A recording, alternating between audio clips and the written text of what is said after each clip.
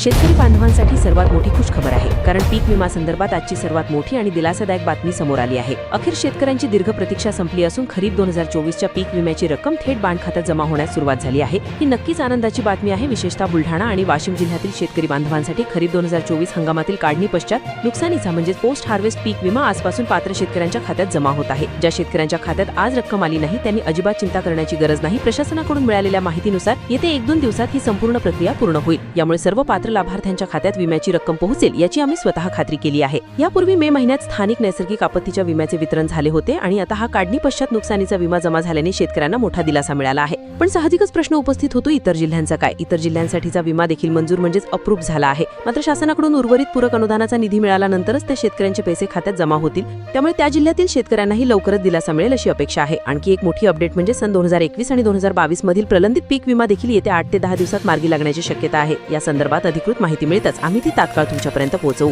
सर्वात महत्त्वाची सूचना, बुलढाणा आणि वाशिम जिल्ह्यातील शेतकऱ्यांनी आपला विमा जमा झाला आहे की नाही हे पाहण्यासाठी आपले बँक खाते तपासा किंवा मोबाईलवर आलेला बँकेचा मेसेज पहा। लक्षात ठेवा, PMFBY या शासकीय पोर्टलवर अद्याप माहिती अपडेट झालेली नाही, त्यामुळे तिथे तपासून काहीही उपयोग होणार नाही। रक्कम जमा न झाल्यास 2 दिवस प्रतीक्षा करून आपल्या जवळच्या बँक शाखेत किंवा कृषी कार्यालयात संपर्क साधा। ही महत्त्वाची माहिती प्रत्येक शेतकऱ्यापर्यंत पोहोचलीच पाहिजे, त्यामुळे हा व्हिडिओ जास्तीत जास्त शेअर करा। आपला पीक विमा जमा झाला आहे की नाही हे आम्हाला कमेंट करून नक्की कळवा आणि अशाच अचूक व अधिकृत माहितीसाठी आमच्या YouTube चॅनलला सबस्क्राइब करायला विसरू नका।